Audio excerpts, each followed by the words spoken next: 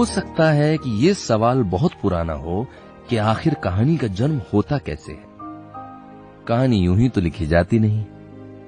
चलिए सुविधा के लिए मान लेते हैं कि इसके लिए किसी घटना, व्यक्ति या पृष्ठभूमि की आवश्यकता होती है, जो अकेले या मिलकर कहानी की नींव तैयार करता है, और लिखने वाला शब्दों की लय ताल पर पिरोकर एक कहानी गढ़ देता है।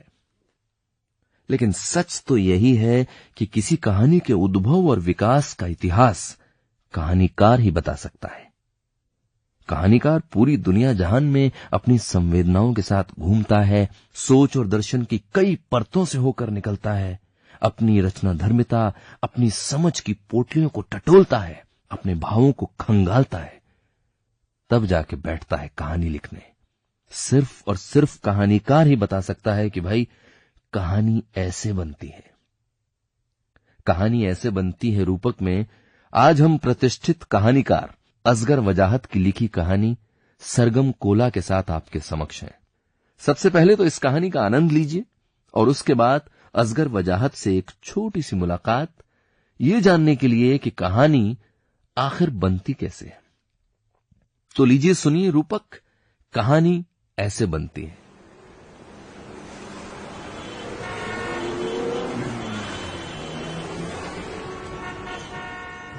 दिल्ली शहर देश की राजधानी।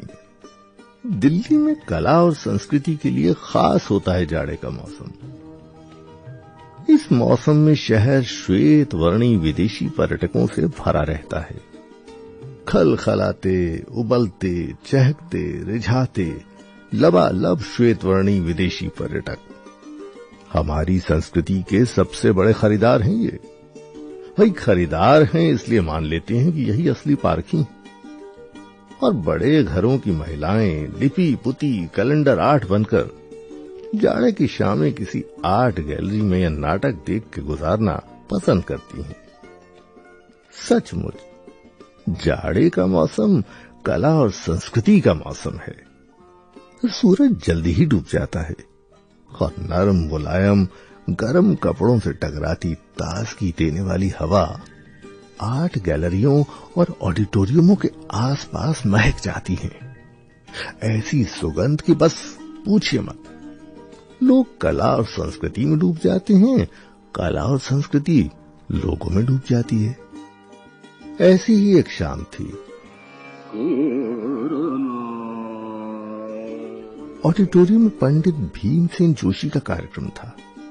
पंडित भीमसेन जोशी के गायन के परम प्रशंसक दास गुप्ता को गेट के बिल्कुल सामने खड़े होने पर जाने वाले दिखाई दे रहे थे, जो अपने कद को और ऊंचा दिखाने की नाकाम कोशिश में इस तरह लापरवाही से टहलते अंदर जा रहे थे जैसे पूरा आयोजन उन्हीं के लिए किया गया हो। लेकिन दास गुप्ता का बिना टिकट अंदर जाने का कोई जुगाड़ नहीं लग पाया था। बाहर सड़क पर एक घने पेड़ के नीचे अजब सिंह का खोखा था, चाय पान का खोखा। दास गुप्ता गेट के सामने से हटकर अजब सिंह के खोखे के पास जाकर खड़े हो गए। हाँ, सर्दी कुछ बढ़ गई थी और अजब सिंह ने तसले में आग सुलगा रखी थी। कब आई बे पिया सलानी कसम मगाई पान की दास गुप्ता बाबू, सिर खुजाने से कुछ नहीं होगा। जोशी जी को सुनना है तो खीसे में से पैसे निकालिए, टिकट लीजिए, अंदर जाइए। कितना चाह हो गया मेरा रे? 10 तो हो गया होगा। 10 30 हो गई दास गुप्ता बाबू। अरे 2 तो भीमसेन जोशी जी का वोट देख के ही पी ली थी आपने, गिनवाऊं क्या? 30 एकदम 30 हो गया। हाँ 30, वो भी तेज पत्ती की। अजब, तुम चिंता मत करो, हम तुमको ना पैसा दिए बिना मरेगा नहीं। एक ठो आर पिला दो ना रे बाबा, गर्मा गर्म है। 3 पी के 1 गिनने वाला हिसाब किताब बहुत बढ़िया दादा, पर मुझे मत समझाइएगा। हाँ ये लीजिए। दास गुप्ता बाबू, आज जुगाड़ नहीं लगेगा? अजब, लगेगा, एकदम लगेगा। मेरी मानिए तो अब घर जाइए, 11 बजने वाले हैं। क्यों घर क्यों जाए हैं? हैं? हमको तो पंडित भीमसेन जोशी को सुनना है। तुम 2 सादा बनारसी लगा दो।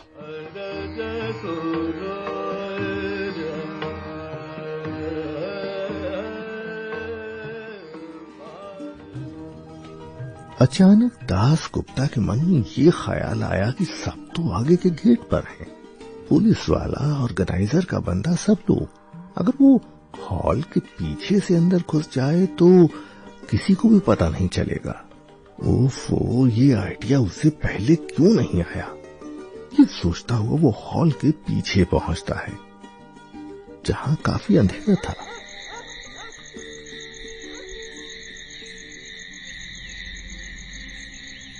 यहाँ तो कोई नहीं है, एकदम वीरान पड़ा है। बेकार में इतना देर मैं आगे खड़ा था। इस छोटा सा दीवार को फांद कर अंदर घुसना है, फिर तो पंडित जी के सामने बैठकर उनको सुनने का पूरा मजा लेगा।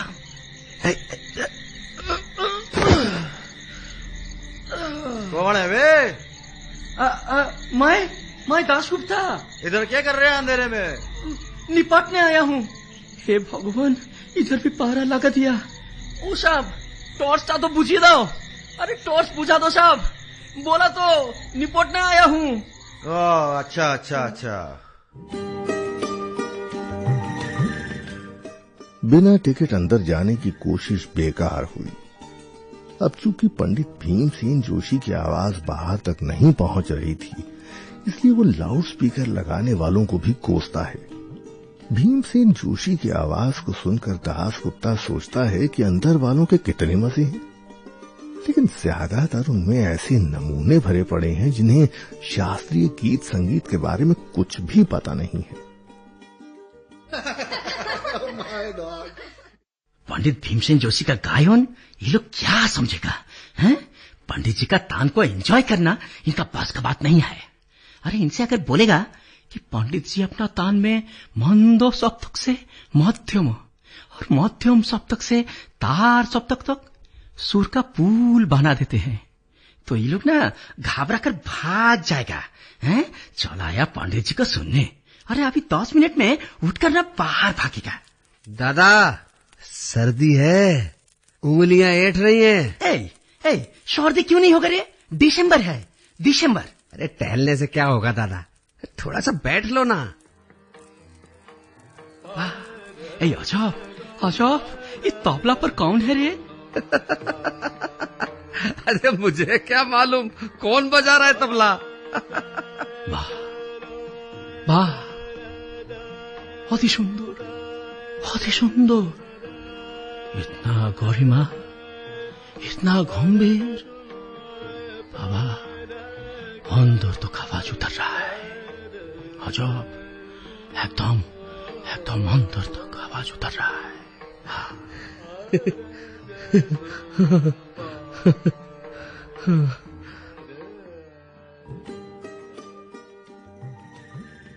मुख्य द्वार के पास ही में एक छोटे से पंडाल के नीचे एक कैंटीन बनाई गई थी। 2 मेजों का एक काउंटर सा था। वहां पर एक कॉफी प्लांट लगा था। ऊपर 200 वाट का एक बल्ब जल रहा था। खाने में भी काफी कुछ था, hot dog, hamburger, popcorn. Das Gupta ने कान फिर अंदर से आने वाली आवाज की तरफ लगा दिए।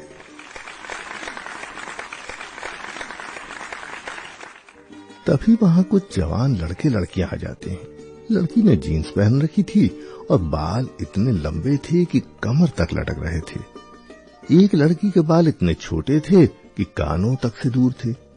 लड़के ने चमड़े का कोट पहन रखा था और पैंट इतनी तंग थी कि उसकी पतली पतली टांगे फैली हुई और कुछ अजीब सी लग रही थी। लंबी और पतली टांगों वाले लड़के ने कैंटीन के बैरे से पूछा, Oh my God! Really, it was too heavy for me. Anything like this? Oh please, I am so sleepy and I'm so thirsty right now. Yeah, same here. Hello, listen. तुम्हारे पास Cola है? Do you have a cola?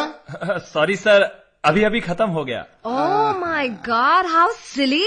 How stupid canteen they have. We must complain. Don't worry, sweeties. Let's have coffee.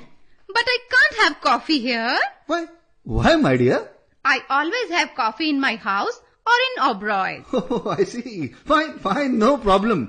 Let's go to the Oberoi's then. Sir cola आ गया। छोटू crate लेकर आ ही गया। वो देखिए। Oh, cola has come. अरे जो सुनो, ओ पार करो करो करो करो कोला पार करो, पार कोला, पार करो पार करो पार करो पार करो। अरे पिला भी दे भाई। कम। भगवान, अगर बंदूक होता ना तो अभी का अभी इनको गोली मार देता। But now I want to have coffee in Oberoi's.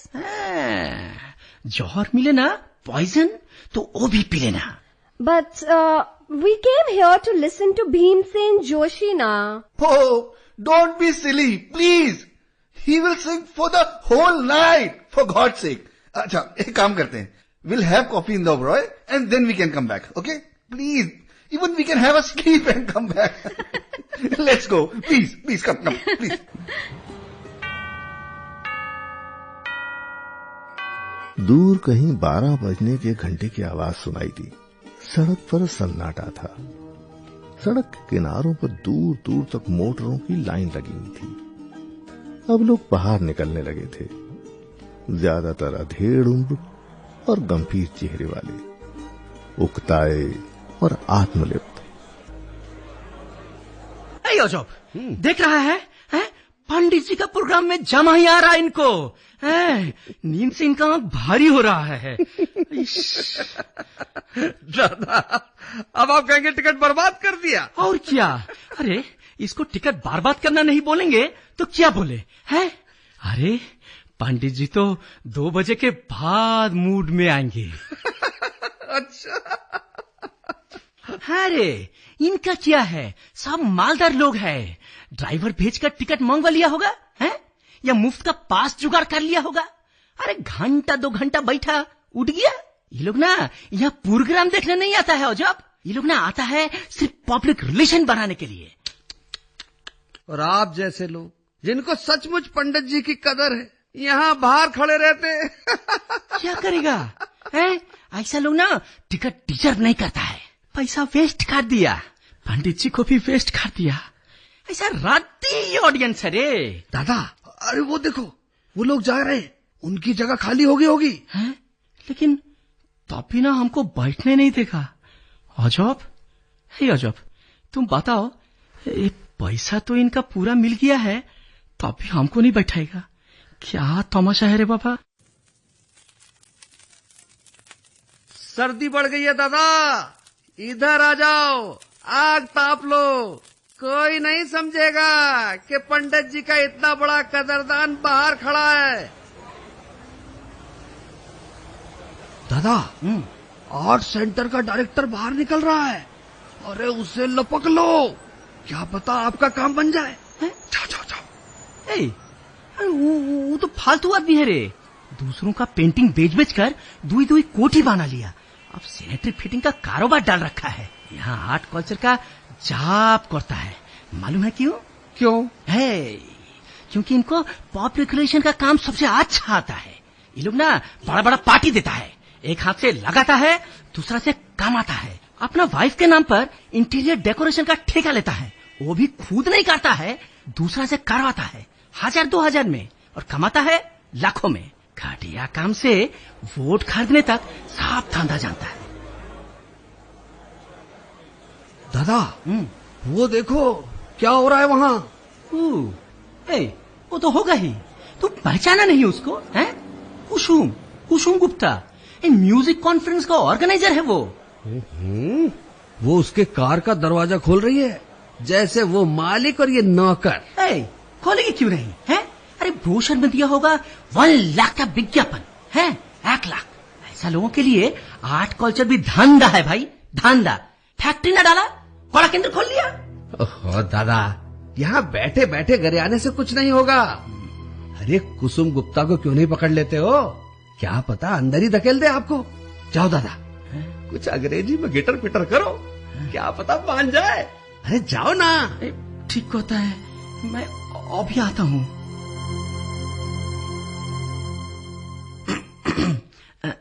Excuse me, madam. Yes? Madam, my name is Biren. Biren Dasgupta. I'm a big fan of Pandit Bhimsen Joshi. So? Madam, can you please... No, I'm sorry. We have spent 20 lakhs to arrange this. If you're looking for a free entry, then sorry. Please, madam. अभी तो अंदर बहुत जगह खाली हो गया है. Get lost. Madam, please. I am a big fan of Pandit Bhimsen Joshi, ma'am. Please, madam. Leave me alone. Leave me alone. Madam, आप मेरी बात को सुनिए, madam. दादा, क्या हुआ? 10 लाख, 20 लाख, 30 लाख. फायदा नुकसान के अलावा इनको कुछ नहीं समझता है. एक बाण लगा दो. 32वां जोड़ा हो जाएगा दादा ये. ठीक है, एकदम ठीक है. My God, what nonsense is happening here? Yeah, no, it was too much. Did you like the program? Oh, he's so handsome. Did you notice the ring he's wearing? Oh, yes? So beautiful. Must be very expensive, huh? Sure. My mother's uncle got the same ring. That is platinum. Yep. Hey, 2 cup tea. Cup clean है ना? सुनने भी नहीं देता है. बकौर किया जाता है. He has just come back from Europe. He has a house in London. Must be very rich. Naturally, he takes 5 lakhs for a night. Oh my God, really? Then I must call him to sing in our marriage. औकात तो देखो. अपना बल पर 1 टका भी नहीं कमा सकता है. बाप का दौलत का बाल बूते पर पंडित जी को शादी में गाने के लिए बुलाएगा. अरे मेरे मन में तो आता है ना, उठ करके एक चढ़ दूं. और पाता हूं कि पंडित जी ना तुम जैसा चिरकुटा का शादी में नहीं गाता है.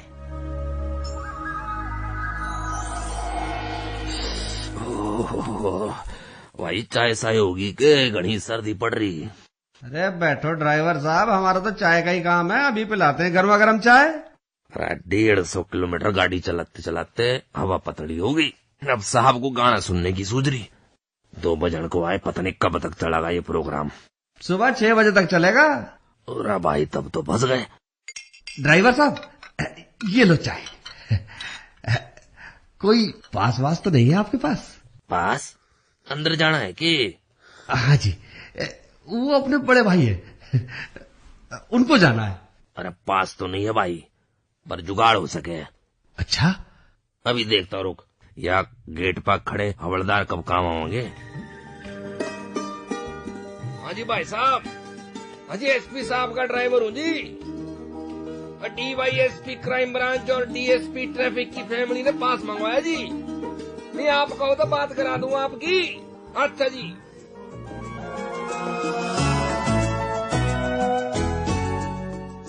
लो भाई जोड़ो पास. मिल गया. अरे ये तो कमाल हो गया. भगवान. दादा अब लपक लो अंदर. अच्छा, ये तो 4 पास है. हम 4 पास का क्या करेगा है? अरे ले लो जी, सभी रख लो. जगह बदल कर बैठ जियो. एक ले लेता है हम. आपका बहुत बहुत शुक्रिया. Thank you. जाओ दादा, जल्दी जाओ. पंडित जी को कम से कम एक कदरदान सुनने वाला तो मिले. है हो जाओ. Thank you.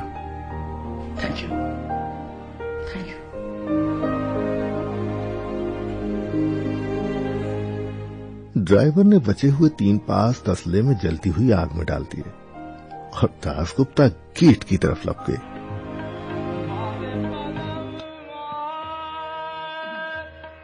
तो दोस्तों, असगर वजाहत की लिखी कहानी सरगम कोला का अंत यहीं पर होता है. आखिर पंडित भीमसेन जोशी का कदरदान उनके पास पहुंच ही गया उनको सुनने के लिए. और अब बारी है इस कहानी के माध्यम से ये जानने की कि आखिर कहानी बनती कैसे है.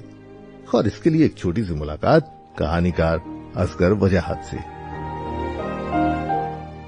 असगर साहब, आपका स्वागत है हमारे स्टूडियो में. हमारे श्रोताओं ने अभी अभी आपकी कहानी सरगम कोला का लुत्फ उठाया है. इससे पहले कि मैं कहानी के बारे में आपसे कुछ और चर्चा करूं, हमारे श्रोताओं के लिए अगर मैं आपसे पूछूं कि कहानी ऐसे बनती है, ये चूंकि हमारा शीर्षक भी है, तो आप अपने शब्दों में से बताएं.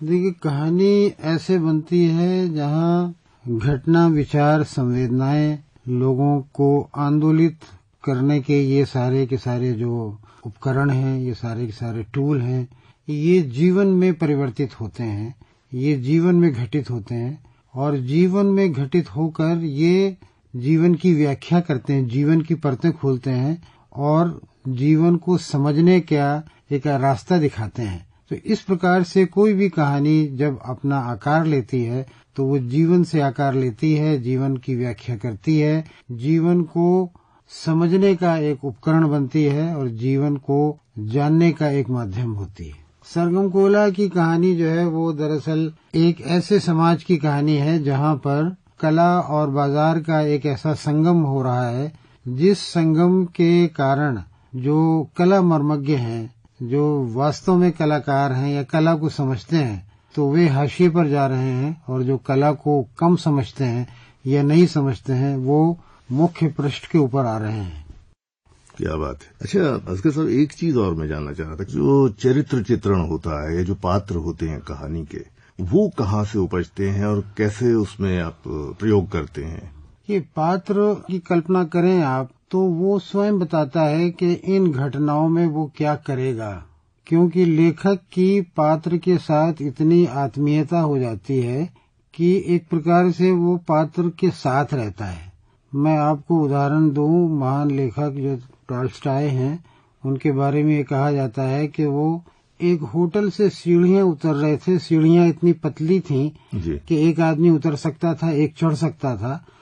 तो जो आदमी चढ़ रहा था उसके चढ़ने के लिए ये रुक गए।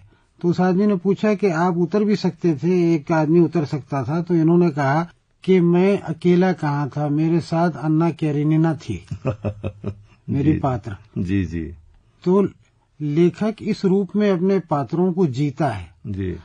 आमतौर से ये होता है कि जो कहानी का उद्देश्य है उस उद्देश्य को पूरा करने के लिए कुछ पात्र जो है वो सहायक बनते हैं।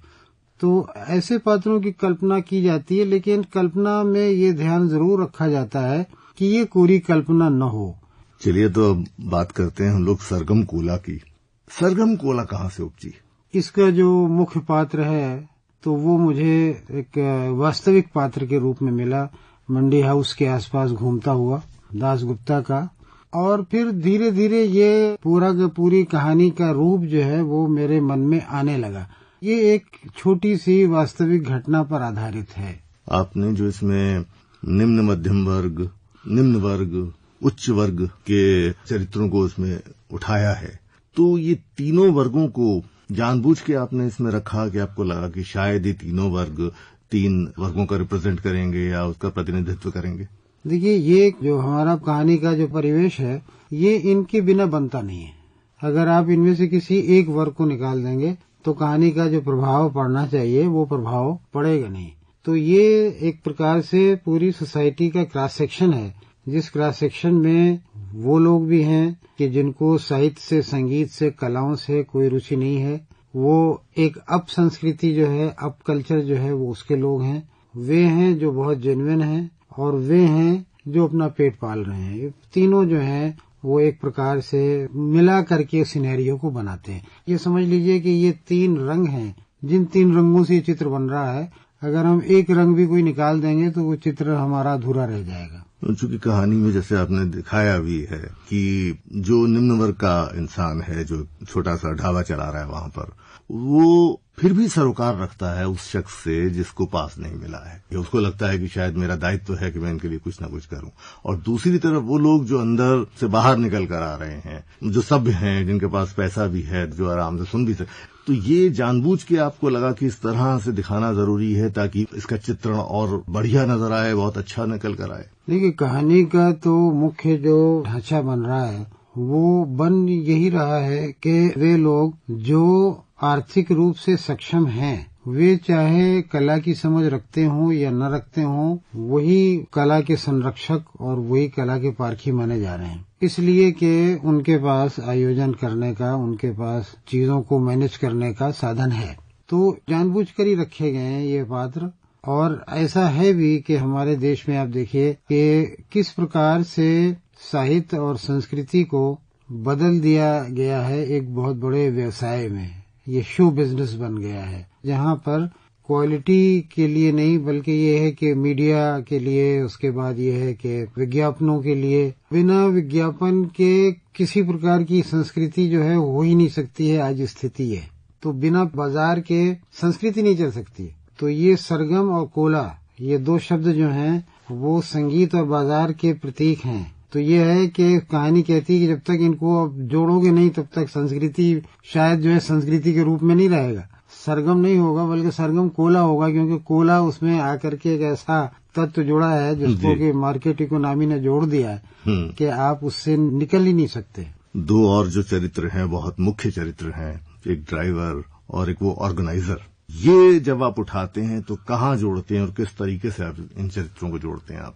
देखिए, ये ड्राइवर एक प्रकार से सत्ता का एक अंग है, इसलिए उसके लिए वो सब कुछ बहुत सरल है जो कि दासगुप्ता के लिए बड़ा कठिन है। सत्ता का एक अंश होते हुए भी चूंकि वो निम्न मध्य वर्ग का है तो किसी न किसी रूप में वो उसके दर्द को समझता है, दर्द को समझ रहा। हालांकि उसे संगीत में कोई रुचि नहीं है ड्राइवर को, लेकिन उसको ये जब वो देखता है कि सर्दी में एक आदमी बाहर बैठा है, इतनी देर हो गई है और इसकी प्रतीक्षा कर रहा है कि मैं अंदर जा सकूं, तो उसके मन में उसके लिए सहानुभूति पैदा होती है। मतलब सहानुभूति आयोजक के मन में नहीं होती है। इस ड्राइवर को एक मानवीय आधार के ऊपर ये लगता है कि हम अगर इसकी सहायता कर सकेंगे तो बड़ा अच्छा होगा, तो वो जाता है, वो उसकी सहायता करता है, उसको पास लाकर देता है। और कहानी ये भी स्थापित करती है कि देखिए, जेन्युइन आदमी के लिए जो कुछ पाना इतना मुश्किल है तो एक आदमी के लिए वो सब पाना कितना आसान है। अगर वो पावर से जुड़ा हुआ है, उसने 2-3 नाम लिए तो आयोजक जो हैं वो बिल्कुल फ्लैट हो गए। जी बहुत बहुत शुक्रिया असगर साहब।